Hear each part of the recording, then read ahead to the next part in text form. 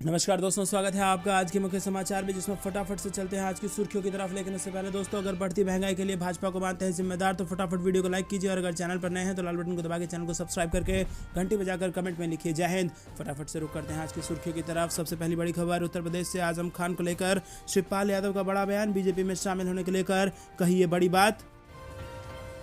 वहीं दिग्विजय सिंह भाजपा नेताओं पर करवाएंगे एफआईआर, बोले बीजेपी नेता आधे अधूरे वीडियो चलाकर कांग्रेस के खिलाफ झूठ फैलाते हैं।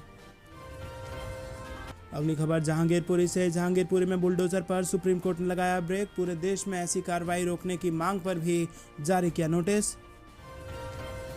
खबर राजस्थान से। राजस्थान की चुनावी रणभूमि में उतरने के लिए तैयार है कांग्रेस। 9 साल बाद चिंतन शिविर में हो सकती है राहुल गांधी की ताजपोशी। वहीं अमित शाह के भोपाल दौरे के दिन कांग्रेस की जन आक्रोश रैली। 4000 की भीड़ जुटाने का किया दावा तो बीजेपी ने लिए मजे। वहीं बीजेपी की कोई नई उपलब्धि नहीं, इस बार बनेगी कांग्रेस की सरकार, प्रतिभा सिंह ने किया बड़ा दावा। खबर बेंगलुरु से। केजरीवाल ने बीजेपी पर साधा निशाना, कहा पीएम मोदी ने हमें खुद दिया ईमानदारी का सर्टिफिकेट। जबलपुर ईओडब्ल्यू ने पीएम आवास योजना में विचार करने वाले 2 सीएमओ और 2 उपयंत्रियों को किया गिरफ्तार। वहीं स्वास्थ्य विभाग में विशेषज्ञों का दावा, कोरोना के बढ़ते मामले के पीछे हो सकता है नया वेरिएंट। जी हां दोस्तों, कोरोना को लेकर बड़ी खबर। वहीं कांग्रेस नेताओं ने किया जहांगीरपुरी का दौरा। अजय माकन बोले देश में कानून का राज नहीं। वहीं कांग्रेस में शामिल होने को लेकर प्रशांत किशोर आज करेंगे बातचीत। 600 स्लाइड्स का प्रेजेंटेशन किया तैयार। आजम खान को लेकर शिवपाल यादव का बड़ा बयान। बीजेपी में शामिल होने को लेकर कही ये बड़ी बात। दोस्तों, हर एक खबर की गहराई में फिर से आपको ले जाएंगे, लेकिन उससे पहले फिर से आपसे विनम्र निवेदन, वीडियो अभी तक लाइक जरूर कीजिए, चैनल पर नए हैं तो लाल बटन को दबाकर सब्सक्राइब कीजिए। रुक करते हैं सबसे पहली और बड़ी खबर की तरफ। दिग्विजय सिंह भाजपा नेताओं पर करवाएंगे एफआईआर, बोले बीजेपी नेता आधे अधूरे वीडियो चलाकर कांग्रेस के खिलाफ फैलाते हैं झूठ। जी हां दोस्तों, खरगोन हिंसा में फेक वीडियो शेयर कर फंसे पूर्व मुख्यमंत्री दिग्विजय सिंह अब बीजेपी नेताओं के खिलाफ आक्रामक हो गए हैं। भाजपा नेता भी आधे अधूरे और फर्जी वीडियो अक्सर सोशल मीडिया पर शेयर करते हैं और दिग्विजय सिंह इसी को लेकर उनके खिलाफ एफआईआर दर्ज कराएंगे। साथ ही एक वीडियो को लेकर तो उन्होंने मानहानि का केस करने की धमकी भी दे दी है। पूर्व मुख्यमंत्री और कांग्रेस के वरिष्ठ नेता दिग्विजय सिंह ने 4 महीने पहले ही दिए भाषण का रियल और एडिटेड वीडियो शेयर किया है और उन्होंने लिखा है कि भाजपा हमारे वक्तव्यों को एडिट कर बदनाम करती है, ये इसका ज्वलंत उदाहरण है।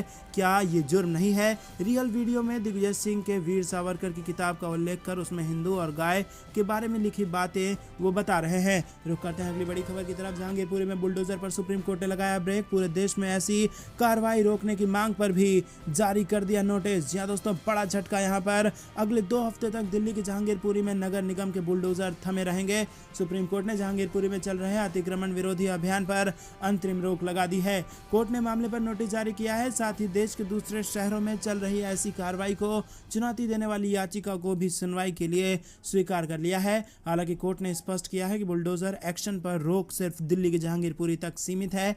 देश के दूसरे हिस्सों में चल रही कार्रवाई पर उसका आदेश लागू नहीं होगा। तो शुरू करते हैं अगली बड़ी खबर की तरफ। राजस्थान में चुनावी रणभूमि में उतरने के लिए तैयार कांग्रेस। 9 साल बाद चिंतन शिविर में हो सकती है राहुल गांधी की ताजपोशी। जी हां दोस्तों, आपको बता दें कि पिछले साल देश भर से सिमट चुकी कांग्रेस में अब नई जान फूंकने की कोशिशें की जा रही हैं। पार्टी को एक बार फिर एक्टिव मोड में लाने के लिए नया एक्शन प्लान तैयार कर लिया गया है।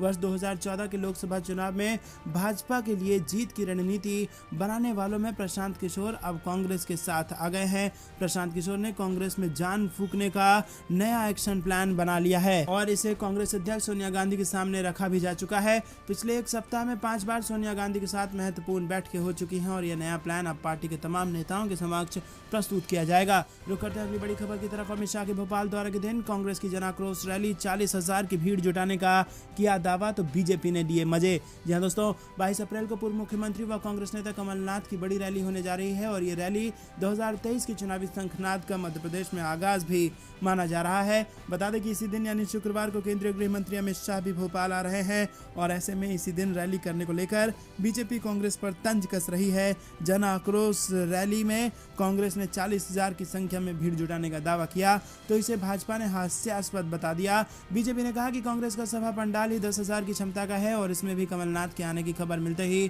कांग्रेस में इस्तीफों का दौर शुरू हो गया है। रुक करते हैं अगली बड़ी खबर की तरफ। राजस्थान के पायलट बनना चाहते हैं सचिन पायलट, सोनिया गांधी से मिलकर खुलकर कही ये बात। जी हां दोस्तों, राजस्थान कांग्रेस के नेता सचिन पायलट ने सोनिया गांधी से मुलाकात की और कुछ मीडिया रिपोर्ट्स में कहा जा रहा है कि सचिन पायलट ने राजस्थान का सीएम बनने की इच्छा जताई है। सूत्रों के हवाले से कहा जा रहा है कि पायलट और सोनिया गांधी की इस मुलाकात में भविष्य में राज्य में पार्टी के अंदर सचिन पायलट की भूमिका क्या होगी, इस पर भी चर्चा हुई है, खासकर तब जब कांग्रेस अगले साल होने वाले विधानसभा चुनाव की तैयारी कर रही है।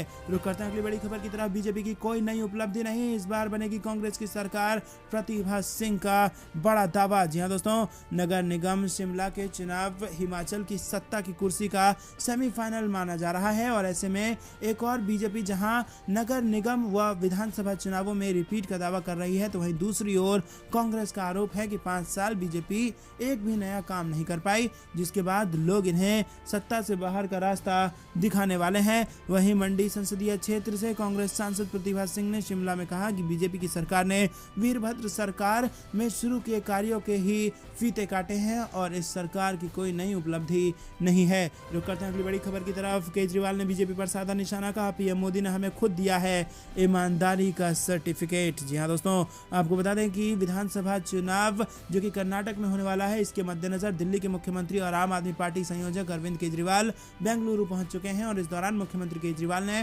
भाजपा पर जमकर निशाना साधा। केजरीवाल ने कहा कि बीजेपी पूरे देश में दंगे कर रही है और उनकी पार्टी में गुंडों और दंगाइयों को शामिल किया जाता है। वो अपनी पार्टी में जाहिल, मूर्ख और आवारा लोगों को जगह देते हैं। उन्होंने ये भी कहा कि उनकी सरकार ईमानदार है और इसका सर्टिफिकेट उन्हें खुद प्रधानमंत्री नरेंद्र मोदी ने दे दिया है।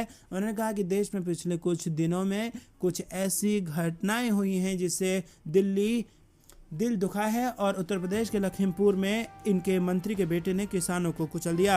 रुक करते हैं अगली बड़ी खबर की तरफ। जबलपुर ईओडब्ल्यू ने पीएम आवास योजना में भ्रष्टाचार करने वाले 2 सीएमओ और 2 उपयंत्री को किया गिरफ्तार। जी हां दोस्तों, आपको बता दें कि मध्य प्रदेश के जबलपुर स्थित राज्य आर्थिक अपराध अन्वेषण यानी कि इकोनॉमिक ऑफेंस विंग की इकाई प्रधानमंत्री आवास योजना में भ्रष्टाचार करने वाले 2 सीएमओ व 2 उपयंत्री को गिरफ्तार उन्होंने कर लिया है। निवाड़ी जिले के जेरोन में पदस्थ 4 अधिकारियों को मुख्यमंत्री शिवराज सिंह चौहान ने शिकायत मिलने पर सस्पेंड कर इकोनॉमिक ऑफेंस विंग को जांच के निर्देश दिए हैं। रुक करते हैं अगली बड़ी खबर की तरफ। स्वास्थ्य विशेषज्ञों का दावा, कोरोना के बढ़ते मामलों के पीछे हो सकता है नया वेरिएंट। जी हां दोस्तों, देश की राजधानी दिल्ली में कोविड के मामले तेजी से बढ़ रहे हैं और बुधवार को राजधानी दिल्ली में 1000 से अधिक कोविड मामले सामने आए हैं, जिसको लेकर स्वास्थ्य विशेषज्ञ कयास लगा रहे हैं कि इन केसों के पीछे संभवतः कोविड का कोई नया वेरिएंट हो सकता है। आपको बता दें कि बुधवार को राजधानी दिल्ली में कुल 1009 केस रिपोर्ट किए गए हैं, जो कि इस साल 10 फरवरी से लेकर अब तक के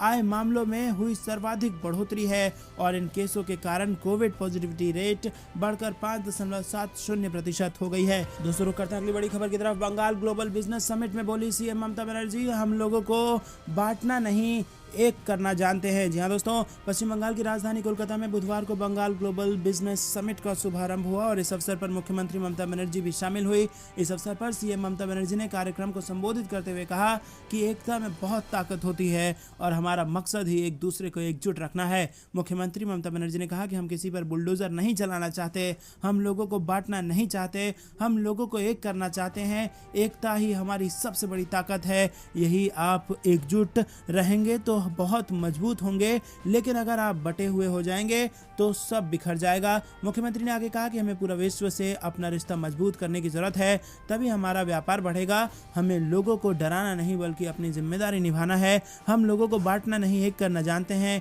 क्योंकि एकता ही हमारी ताकत है। दोस्तों, रुक करते हैं अगली बड़ी खबर। मुजफ्फरनगर में बीजेपी का विरोध। उपचुनाव से पहले जबरदस्त हंगामा हुआ। बोचहा विधानसभा सीट के लिए उपचुनाव होना है और उपचुनाव को लेकर एक कार्यक्रम में बीजेपी का खूब विरोध हुआ है। रुक करते हैं अगली बड़ी खबर की तरफ। बीजेपी एमएलसी सुरेश चौधरी पर केस दर्ज। मारपीट के मामले में एमएलसी ने भी एक्सियन पर लगाए आरोप। जी हाँ दोस्तों, प्रयागराज टैगोर टाउन के अधिशासी अभियंता मनोज अग्रवाल और भाजपा एमएलसी सुरेंद्र चौधरी के बीच मारपीट में पुलिस ने दोनों तरफ से क्रॉस एफआईआर दर्ज कर ली है।